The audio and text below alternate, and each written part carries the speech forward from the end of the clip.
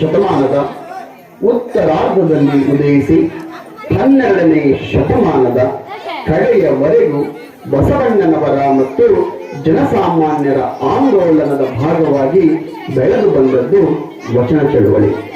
ಸಮಾಜದ ಎಲ್ಲ ಜಾತಿಯವರು ವಚನಗಳನ್ನು ಮುಖ್ಯ ಮಾಧ್ಯಮವನ್ನಾಗಿ ಮಾಡಿಕೊಂಡು ತಮ್ಮ ಅನುಭವಗಳನ್ನು ಹೇಳಿಕೊಳ್ಳತೊಡಗಿದ್ದರಿಂದ ವಚನ ಸಾಹಿತ್ಯ ಒಂದು ಚಳುವಳಿಯ ರೂಪ ಪಡೆಯಿತು.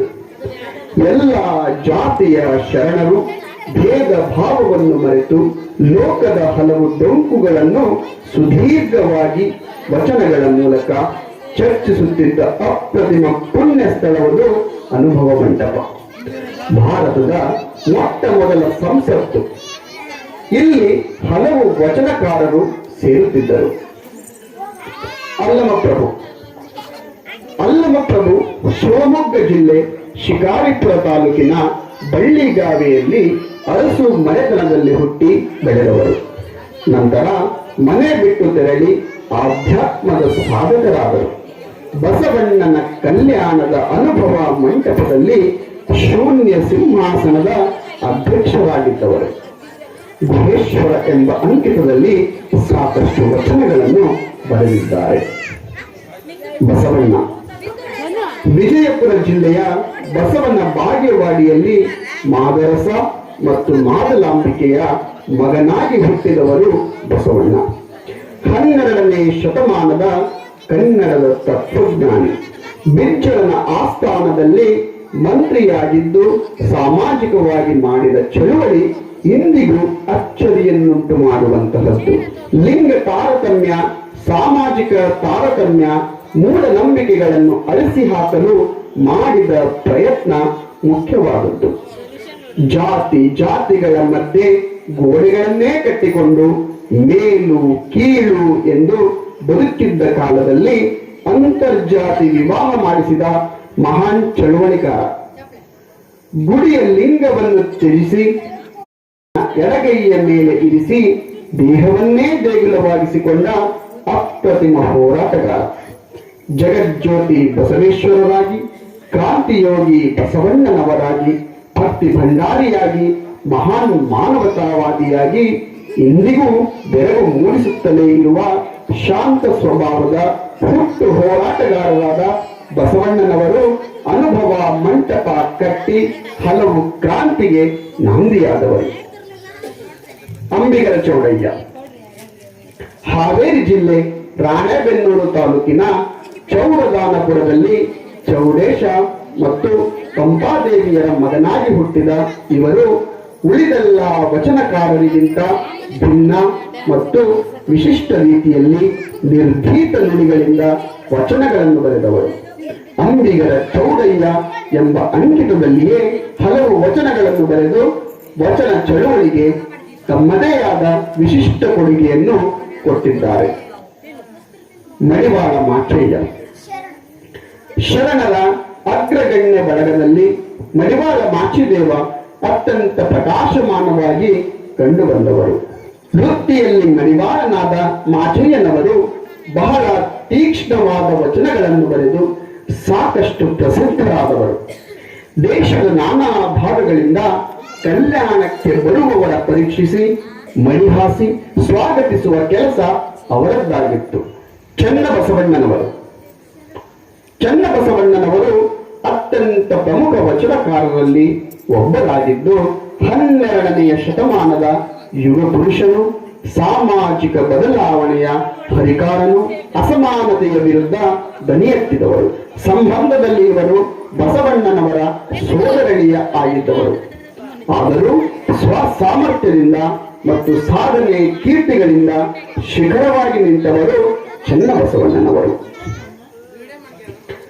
ಶ್ರೀ ಸಿದ್ದರಾಮ ಆಗಿನ ಕಾಲದ ಕಾಯಕ ಪ್ರತಿನಿಧಿಯಾಗಿ ಸಿದ್ದರಾಮ ನಿಲ್ಲುತ್ತಾರೆ. ಸೊನ್ನಲಿಗೆಯಲ್ಲಿ ಹುಟ್ಟಿದ ಇವರು ಸಾಕಷ್ಟು ಪವಾಡಗಳನ್ನು ಮಾಡಿ ಸಿದ್ಧವಾದವರು. ಕಪಿಲ ಸಿದ್ಧ ಮಲ್ಲಿನಾಥ ಎಂಬ ಅಂಕಿತದಿಂದ ಬರೆದ ಇವರು ಹಲವು ವಚನಗಳು ಇಂದಿಗೂ ಬೆಳಕಾಗುವಂತಹವು. ಇವರಷ್ಟೇ ಅಲ್ಲ, ಹಲವು ವಚನಕಾರರು ತಮ್ಮದೇ ಆದ ಕೊಡುಗೆಗಳನ್ನು ನೀಡಿದ್ದಾರೆ.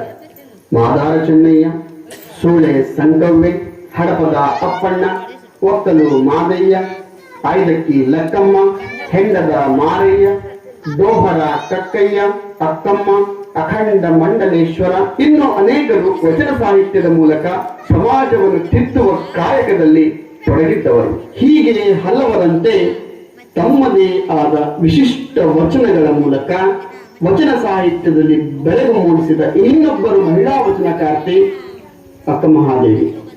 ಶರಣ ಚಳುವಳಿಯ ಪ್ರಮುಖ ಸ್ತ್ರೀವಾದಿ, ಸ್ವಾಭಿಮಾನದ ಹೆಣ್ಣು ಮಗಳು ಅಕ್ಕಮಹಾದೇವಿ. ಶ್ರೀ ಚನ್ನಮಲ್ಲಿಕಾರ್ಜುನ ಎಂಬ ಅಂಕಿತದಲ್ಲಿ ಸ್ತ್ರೀ ಸಂವೇದನೆಯ ಹಾಗೂ ಮನಸ್ಸಿನ ನೋವುಗಳನ್ನು ಹಲವು ವಚನಗಳಲ್ಲಿ ವ್ಯಕ್ತಪಡಿಸಿದ ಗಟ್ಟಿಗಿತ್ತಿ. 12ನೇ ಶತಮಾನದಲ್ಲಿ ಶಿವಮೊಗ್ಗ ಜಿಲ್ಲೆಯ ಶಿಕಾರಿಪುರ ತಾಲೂಕಿನ ಶಿರಾಳಕೊಪ್ಪದ ಹತ್ತಿರ ಉಡುತಡಿಯಲ್ಲಿ ಜನಿಸಿದರು. ಇವರ ತಂದೆ ನಿರ್ಮಲಾ ಶೆಟ್ಟಿ ಮತ್ತು ತಾಯಿ ಸುಮತಿ.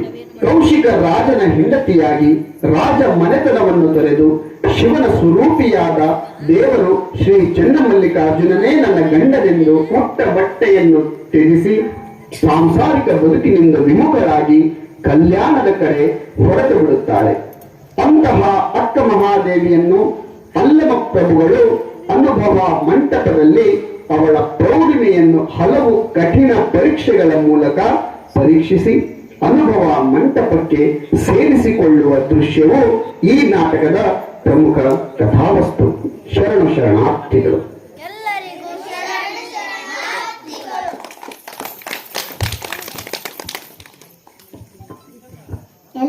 ಐದನೇ ತರಗತಿಯಲ್ಲಿ ಓದುತ್ತಿದ್ದೇನೆ.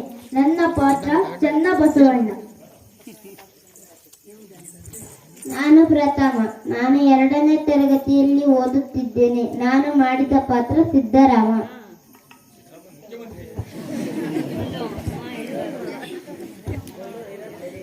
ನನ್ನ ಹೆಸರು ಚಂದನ್. ನಾನು 2ನೇ ತರಗತಿಯಲ್ಲಿ ಓದುತ್ತಿದ್ದೇನೆ. ನಾನು ಹಾಕಿದ ಪಾತ್ರ ಬಸವಣ್ಣ. ಎಲ್ಲರಿಗೂ ನಮಸ್ಕಾರಗಳು. ನನ್ನ ಹೆಸರು ಪ್ರಫುಲ್ಲ. ನಾನು 4ನೇ ತರಗತಿಯಲ್ಲಿ ಓದುತ್ತಿದ್ದೇನೆ. ನಾನು ಮಾಡಿದ ಪಾತ್ರ ಮಡಿವಾಳ ಮಾಚಯ್ಯ. ನನ್ನ ಹೆಸರು ಧನುಷ. 1ನೇ ತರಗತಿಯಲ್ಲಿ ಓದುತ್ತಿದ್ದೇನೆ. ನಾನು ಮಾಡುವ ಪಾತ್ರ ಅಂಬಿಕರ ಚೋಡಯ್ಯ. ಎಲ್ಲರಿಗೂ ಶರಣ ಶರಣಾರ್ಥಿಗಳು.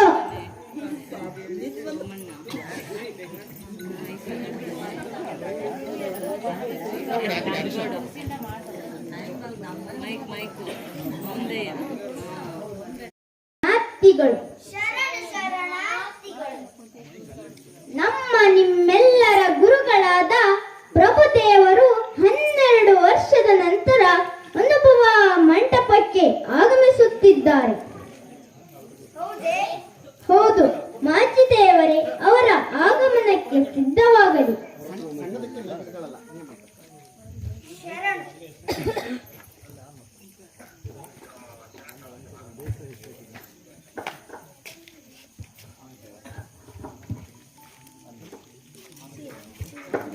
ಅಲ್ಲ ಅಲ್ಲಿ ಬೇಡ ಬೇಡ ಮಧ್ಯಕ್ಕೆ ಇಡಬೇಡಿ, ಮಧ್ಯ ಬೇಡ, ಕಾಡ್ಲೆ ಸಿಕ್ಬಿಡಿ, ಬೇಡ ಅದು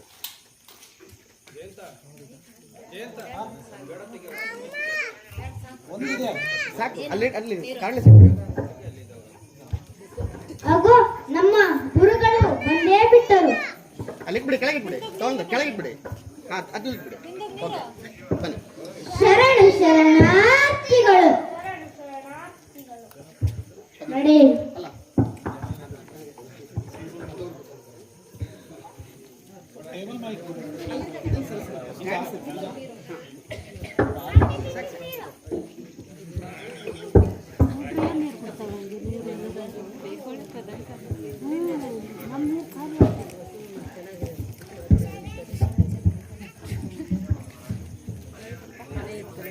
ಏನೋ ಯೋಚಿಸುತ್ತಿರುವಂತೆ ತೋರುತ್ತಿದೆಯಲ್ಲ. ನಿಮಗೆ ತಿಳಿಯದು ಏನಿದೆ ಶರಣರೇ? ನಾಳೆ ನಡೆಯುವ ಘಟನೆ ಲೋಕಕ್ಕೆ ಬೆಳಕಾಗುವಂತಹದ್ದು. ಮಹಾದೇವಿಯಕ್ಕನ ಆಗಮನವಾಗುತ್ತದೆ. ನಾಳೆ ಅನುಭವ ಮಂಟಪಕ್ಕೆ ಕಳೆಗಟ್ಟುತ್ತದೆ. ಅವಳ ಪ್ರೌಢಿಮೆ ಜಗತ್ತಿಗೆ ತೋರುತ್ತದೆ. ಬಸವಣ್ಣನವರೇ, ನಾಳೆಯ ದಿನಕ್ಕಾಗಿ ಕಾಯಿರಿ. ಹಿಂದೆಯೂ ನಡೆದಿಲ್ಲ ಮುಂದೆಯೂ ನಡೆಯುವಂತಹದ್ದು ಘಟನೆಯೊಂದು ನಾಳೆ ನಡೆಯುತ್ತದೆ. ಕಾಯಿರಿ ಬಸವಣ್ಣನವರೇ.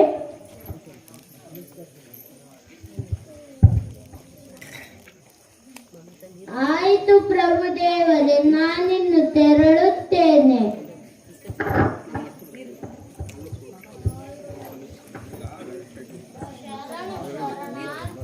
ಶರಣು ಶರಣಾರ್ಥಿಗಳು.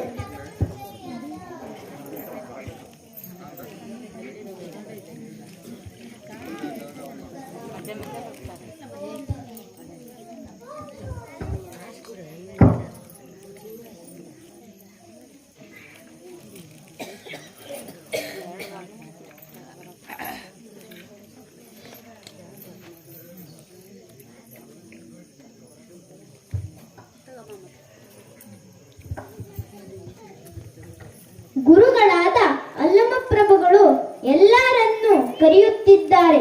ಎಲ್ಲ ಅನುಭಾವಿಗಳು ಅನುಭವ ಮಂಟಪಕ್ಕೆ ಆಗಮಿಸಬೇಕು.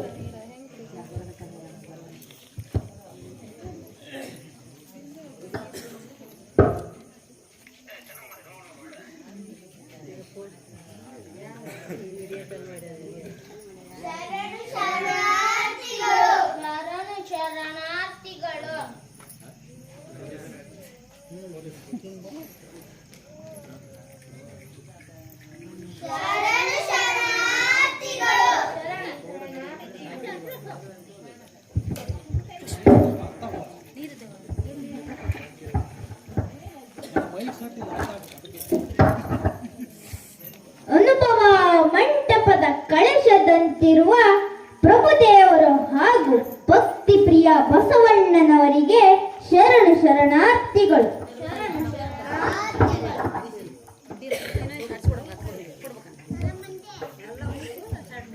ಅನುಭವ ಮಂಟಪದಲ್ಲಿ ನೆರೆದಿರುವ ಶರಣರಿಗೆ ಶರಣು.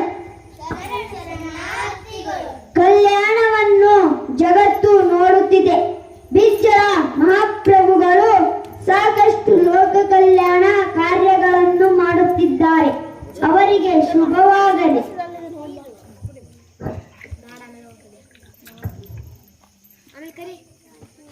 ಲೋಕದ ಡೊಂಕುಗಳನ್ನು ತಿಳಿಸಲು ನಾವು ಇಂದು ಅನುಭವ ಮಂಟಪದಲ್ಲಿ ಸೇರಿದ್ದೇವೆ. ಭಕ್ತಿ ಭಂಡಾರಿ ಬಸವಣ್ಣನವರ ನೇತೃತ್ವದಲ್ಲಿ ಚರ್ಚೆಯಾಗಲಿ ಎಂದು ನನ್ನ ಮನವಿ. ಎಲ್ಲರಿಗೂ ಶರಣ ಶರಣಾರ್ಥಿಗಳು.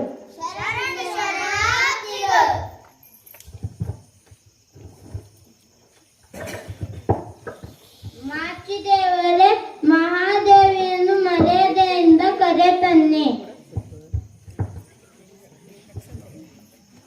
ಶರಣ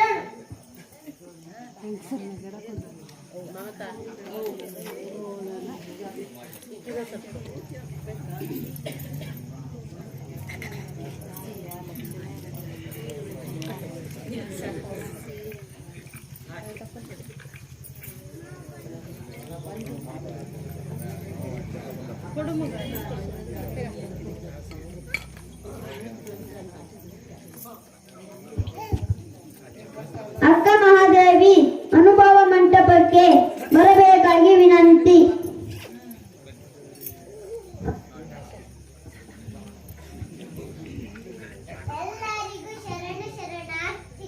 ಶರಣ ಶರಣಾರ್ಥಿಗಳು.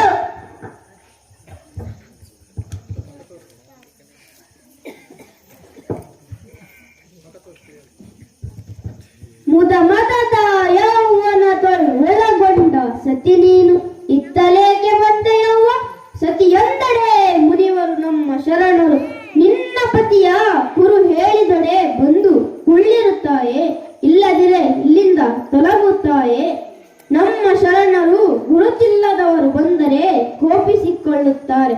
ನೀನು ಯಾರೆಂದು ಹೇಳು, ನಿನ್ನ ಗಂಡನ ಹೆಸರು ಹೇಳು, ಇಲ್ಲದಿರೆ ಇಲ್ಲಿಂದ ತೊಲಗುತ್ತಾಯೆ. ಪಚ್ಚೆ ನೆಲ, ಬಂಗಾರದ ತೋರಣ, ವಜ್ರದ ಕಂಬ, ಹಾಳದ ಚಪ್ಪದಲ್ಲಿ ಮದುವೆಯ ಮಾಡಿದರು. ಚನ್ನಮಲ್ಲಿಕಾರ್ಜುನೆಂಬ ಗಂಡನಿಗೆ ನನಗೆ ಮದುವೆ ಮಾಡಿದರು. ಚನ್ನಮಲ್ಲಿಕಾರ್ಜುನನೇ ನನ್ನ ಗಂಡ.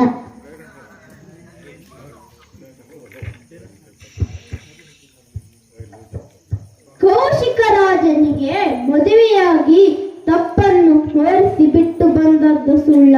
ಸೀರೆ ಬಿಟ್ಟ ನಿಜ, ಆದರೆ ಮನಸ್ಸಿನ ಭ್ರಾಂತಿ ಇನ್ನೂ ಉಳಿದಿಲ್ಲ.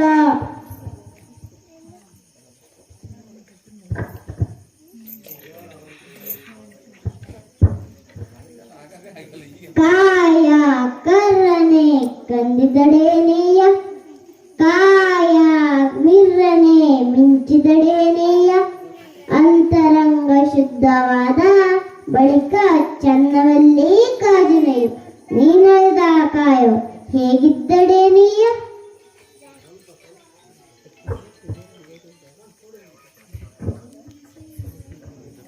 ದೇಹವು ಕಪ್ಪಾಗಿದ್ದರೇನು, ಬಿಳಿ ಶುದ್ಧವಾಗಿದ್ದರೆ ಆ ದೇವರು ಒಲಿಯುವುದು ಸತ್ಯ ಎಂಬುದನ್ನು ಅಕ್ಕ ತಿಳಿಸುತ್ತಿದ್ದಾಳೆ.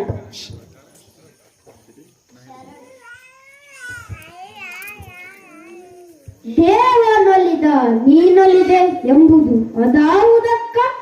ಭಾವ ಶುದ್ಧವಾದಲ್ಲಿ ಸೀರೆ ನಳೆದು ಕೂದಲು ಮರೆಸಲೇತಕ್ಕೆ? ಅದು ಅಂತರಂಗ ನಾಚಿಕೆ ಬಾಹ್ಯದಲ್ಲಿ ತೋರಿತ್ತು, ಅದು ಗುಹೇಶ್ವರಲಿಂಗಕ್ಕೆ ಒಲವರವಲ್ಲ. ಚನ್ನಮಲ್ಲಿಕಾರ್ಜುನನೇ ನನ್ನ ಗಂಡ ಎಂದು ಹೇಳುತ್ತೇನೆಯಲ್ಲ, ಯಾವುದಕ್ಕೆ ಒಲಿದೆ ನೀನು? ಭಾವ ಶುದ್ಧವಾದ ಬಳಿಕ ಕೂದಲಿನಿಂದ ಈ ನಶ್ವರ ದೇಹವನ್ನು ಮುಚ್ಚುತ್ತಿರುವುದೇಕೆ? ಕಾಮನ ಮುದ್ರೆ ಕಂಡು ನಿನಗೆ ನೋವಾಗಿತ್ತೆಂದು ಆ ಭಾವದಲ್ಲಿ ಮುಚ್ಚಿದೆ, ಇದಕ್ಕೆ ನೋವೇಕೆ ಕಾಡದಿರಣ್ಣ. ಚನ್ನಮಲ್ಲಿಕಾರ್ಜುನ ದೇವರ ದೇವನ್ ಅಳಗಾದವಳ ಕಾಡದಿರಣ್ಣ.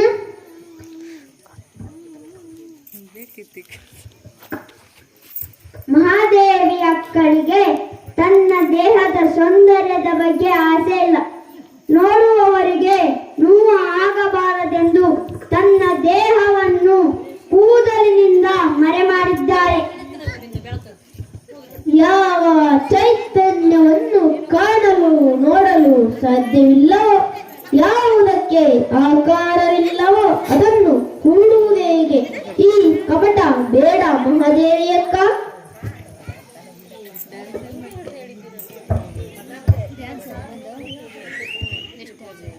ಗಟ್ಟಿ ತುಪ್ಪ ತಿಳಿ ತುಪ್ಪಕ್ಕೆ ಹೇಗೆ ಭೇದವಿಲ್ಲವೋ, ದೀಪ ಮತ್ತು ಬೆಳಕು ಹೇಗೆ ಒಂದಾಗಿದೆಯೋ, ನನಗೂ ಚನ್ನಮಲ್ಲಿಕಾರ್ಜುನಗೂ ಇರುವ ಸಂಬಂಧ ಶರಣರೇ.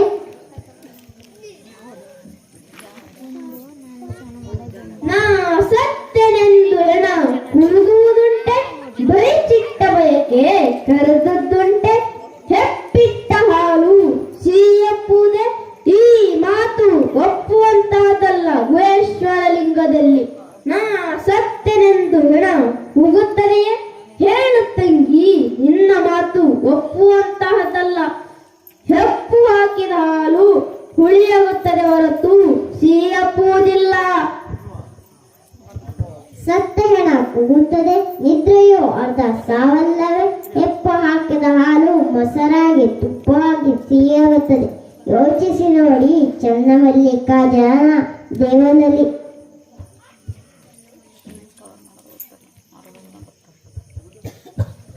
ಎಲ್ಲ ಅಹಂಕಾರವನ್ನು ಕಳೆದುಕೊಂಡ ದೊಡ್ಡ ಶಿಖರ ನೀನು. ಮನಸ್ಸು ಪ್ರೌಢವಾಗಿದೆ, ಲಿಂಗವೇ ನೀನಾಗಿರುವೆ. ನಿನಗೆ ಶ್ರೇಯಸ್ಸು ಸಿಗಲಿ. ಶರಣು ಶರಣಾರ್ಥಿಗಳು, ಶರಣು ಶರಣಾರ್ಥಿಗಳು. ಮಹಾದೇವಿಯಕ್ಕ ಬಂದು ಕುಳಿತುಕೊಳ್ಳಿ.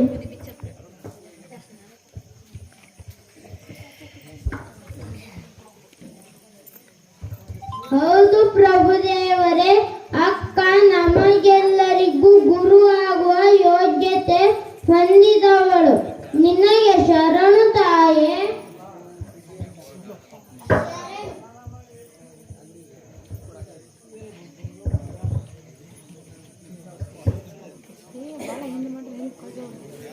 ಹೌದೌದು, ಮತ್ತೇನು? ಮರ ಹಿಂಗೆ ಹಿರಿದು ಕಿರಿದುಂಟಲ್ಲದೆ ಅರಿವಿಗೆ ಕಿರಿದುಂಟೆ ಹೇಳಯ್ಯ. ಜಾತಂಗೆ ಮನದ ಭಯ ಉಂಟಲ್ಲದೆ ಅಜಾತಂಗೆ ಮನದ ಭಯ ಉಂಟೆ ಹೇಳಯ್ಯ. ಕಪಿಲ ಸಿದ್ಧ ಮಲ್ಲಿನಾಥನಲ್ಲಿ ಮಹಾದೇವಿ ಅಕ್ಕನ ನಿಲುವಿಗೆ ಶರಣೆಂದು ಸಿದ್ಧನಾದೆನು.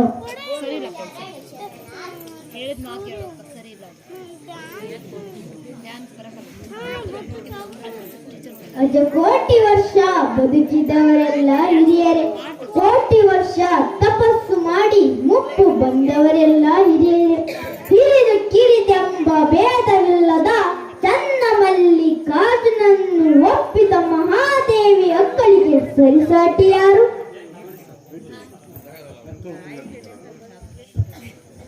ಹೌದು ಚನ್ನಬಸವಣ್ಣನವರೇ, ತಿಳುವಳಿಕೆಗೂ ಹಿರಿದು ಕಿರಿದೆಂಬ ಭೇದವಿಲ್ಲ. ಮಹಾದೇವಿ ಅಕ್ಕ ವಯಸ್ಸಿನಲ್ಲಿ ನಮ್ಮೆಲ್ಲರಕ್ಕಿಂತ ಕಿರಿಯವಳೇ ಆಗಿರಬಹುದು, ಆದರೆ ನಮಗೆ ಅಕ್ಕ ಮಹಾದೇವಿ ಅಕ್ಕ. ಅನುಭವ ಮಂಟಪದಲ್ಲಿ ಅಕ್ಕ ಮಹಾದೇವಿಯು ಬಂದು ನಮ್ಮೆಲ್ಲರೊಟ್ಟಿಗೆ ಸೇರಿದ್ದಾಳೆ. ಈಗ ಲೋಕ ಕಲ್ಯಾಣ ವಿಷಯಗಳು ಚರ್ಚೆಯಾಗಲಿ.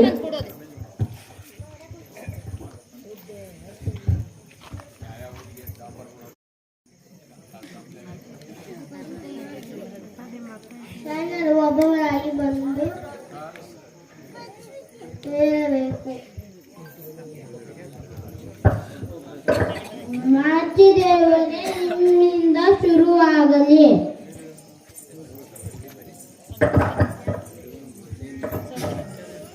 ಈರುಳು ಹಗಲೆಂದರಿಯದ ಅಂಧಕನ ಕೈಯಲ್ಲಿ ಕೈದೇವಿಗೆ ಇದ್ದರೇನು? ಪ್ರತಿಭ ನೋಡಿ ನಡೆಯಬಲ್ಲನು. ಗುರುಚರ ಪರವನರಿಯದ ದುರಾಚಾರ್ಯ ಕೈಯಲ್ಲಿ ಲಿಂಗವಿದ್ದರೇನು?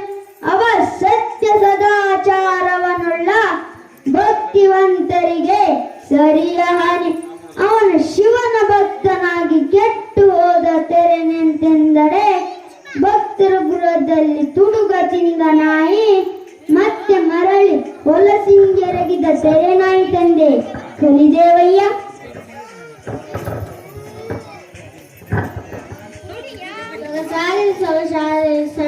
ನಿಮ್ಮ ಮಾತಿನ ಅರ್ಥ ತಿಳಿಸಿ. ಕಣ್ಣು ಕಾಣಿಸದೇ ಇರುವ ಕುರುಡನ ಕೈಯಲ್ಲಿ ದೀಪವನ್ನು ಕೊಟ್ಟರೆ ಉಪಯೋಗವಿದೆಯೇ? ಅವನು ಆ ದೀಪದ ಬೆಳಕಿನಲ್ಲಿ ನಡೆಯಲು ಸಾಧ್ಯವೇ?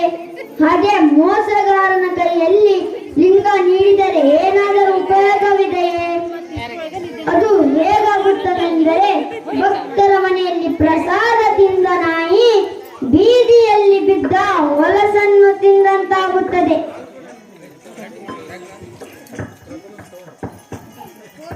ಸೊಗಸಾಗಿದೆ ಶರಣರೇ. ಈಗ ಚನ್ನಬಸವಣ್ಣನ ಶರಣರು ಬರಬೇಕು.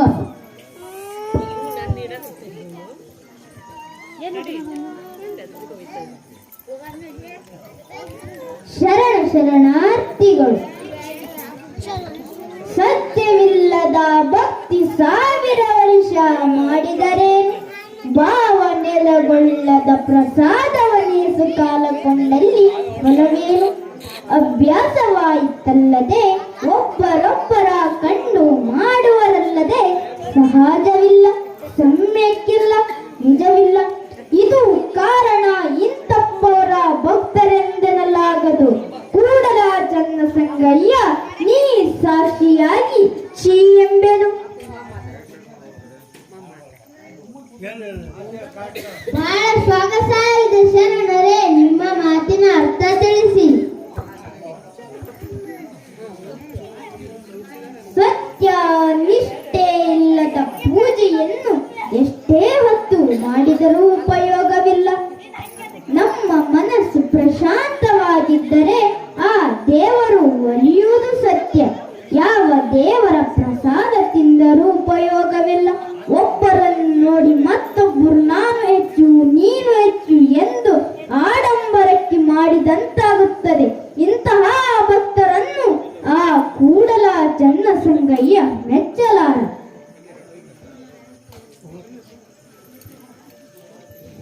ಸೊಗಸಾಗಿದೆ ಚನ್ನಬಸವಣ್ಣನವರೇ. ಈಗ ಬಸವಣ್ಣನವರು ಬರಬೇಕು.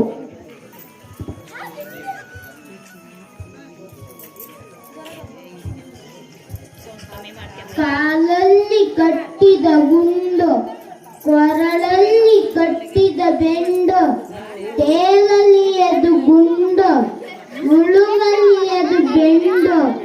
ಇಂತಪ್ಪ ಸಂಸಾರ ಸರದಿಯ ದಾಂಟಿಸಿ ಕಾಲಾಂತಕನೆ ಕಾಯೋ ಕೂಡಲ ಸಂಗಮ ದೇವಯ್ಯ.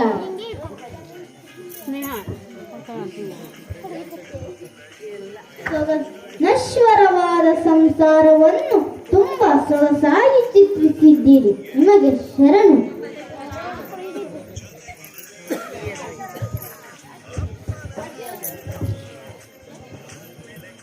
ಉಡಿಯ ಲಿಂಗವ ಬಿಟ್ಟು ಗುಡಿಯ ಲಿಂಗಕ್ಕೆ ಶರಣೆಂಬ ಮತಿ ಭ್ರಷ್ಟರನೇ ನಿಮ್ಮೆನೆಯ ಕಲಿದೇವರ ದೇವ.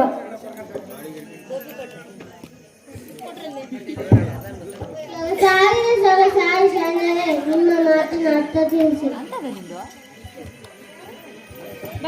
ಅಂಗೈಯಲ್ಲಿನ ಶಿವಲಿಂಗವ ಬಿಟ್ಟು ಭಗವಂತನು ಕಂಡ ಗುಡಿಯಲ್ಲಿ ಹುಡುಕುವಂತಹ ಬುದ್ಧಿ ಕೆಟ್ಟವರನ್ನು ನೋಡಿ ನಗು ಬರುತ್ತದೆ.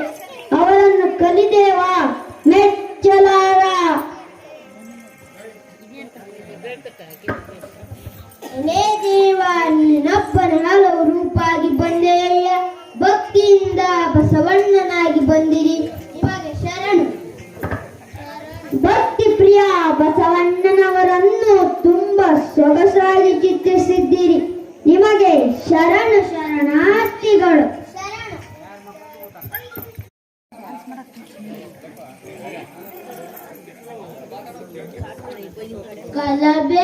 ಕೊಲ್ಲಬೇಡ, ಖುಷಿಯ ನುಡಿಯಲು ಬೇಡ, ಅನ್ಯರಿಗೆ ಅಸಹ್ಯ ಪಡಬೇಡ, ಇದಿರ ಹಳಿಯಲು ಬೇಡ.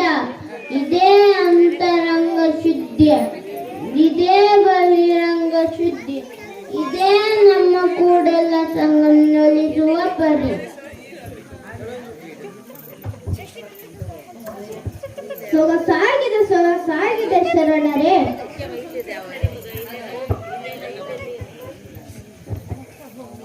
ಶರಣು ಶರಣಾರ್ಥಿಗಳು. ಹಾರುವನ ಭಕ್ತಿ ಹಾರುವನ್ನಕ್ಕ, ಪ್ರಾಣ ಹಾರಿದಡೆ ಭಕ್ತಿಯುಳ್ಳಿಲ್ಲ, ನೋಡಲಿಲ್ಲ ನುಡಿಸಲಿಲ್ಲ ಬಿಚ್ಚಿದಡತ್ತಿಯ ಹಣ್ಣು, ಸಂಪಾದಿಸಲಿಲ್ಲ ಪ್ರಾಣಲಿಂಗ ಪ್ರಸಾದವ ಮುಂದಿಟ್ಟುಕೊಂಡು ಪ್ರಾಣಾಯ ಸ್ವಾಹ, ವ್ಯಾನಾಯ ಸ್ವಾಹ, ಅಪನಾಯ ಸ್ವಾಹ, ಸಮನಾಯ ಸ್ವಾಹ ಎಂಬ ನರಿಕಿಗಳ ಮೆಚ್ಚ ಕೂಡಲ ಚೆನ್ನ ಸಂಗಮ ದೇವ.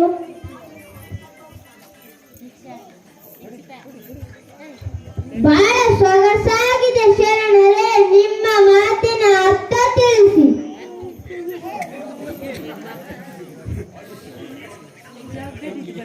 ಒಬ್ಬ ಮೋಸಗಾರ ಕಳ್ಳ ದೇವರ ಮುಂದೆ ಕುಳಿತು ಎಷ್ಟೇ ಹೊತ್ತು ತಪಸ್ಸು ಮಾಡಿದರೂ ಉಪಯೋಗವಿಲ್ಲ.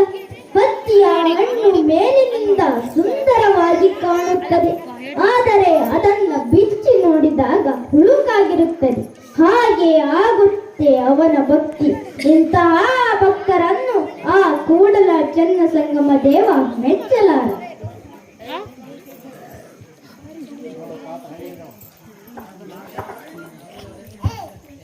ಸೊಗಸಾಗಿದೆ ಚೆನ್ನಬಸವಣ್ಣನವರೇ. ಏನಿರಯ್ಯ ಮಾನವರೇ, ಗಂಡ ಹೆಂಡಿನ ಮನಸ್ಸು ಒಂದಾಗಿದ್ದರೆ ದೇವರ ಮುಂದೆ ನಂದಾದಿಯ ಹಚ್ಚಿದಂತೆ.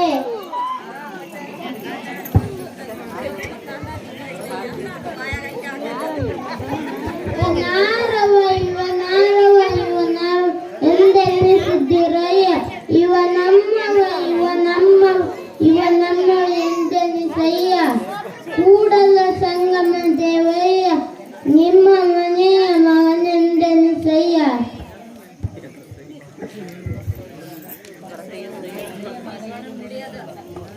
ಎತ್ತೆತ್ತ ನೋಡಿದರು ಅತ್ತತ್ತ ಬಸವಣ್ಣನೆಂಬ ಬಳ್ಳಿ, ಎತ್ತಿ ನೋಡಿದರೆ ಲಿಂಗವೆಂಬ ಗೊಂಚಲು, ಒತ್ತಿ ಹಿಂಡಿದರೆ ಭಕ್ತಿ ಎಂಬ ರಸವಯ್ಯ.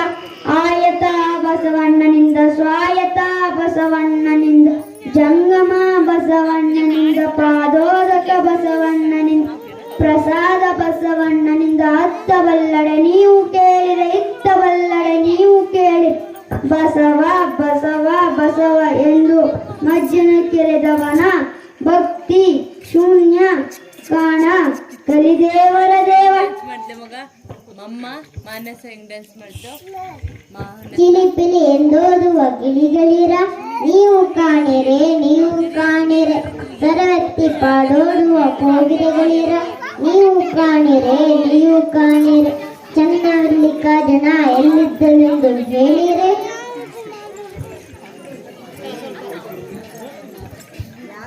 ಚನ್ನಬಸವಣ್ಣನವರೇ ಮಹಾದೇವಿಯ ಕಣ್ಣು ಪೀಠದಲ್ಲಿ ಕುಳ್ಳಿರಿಸಿ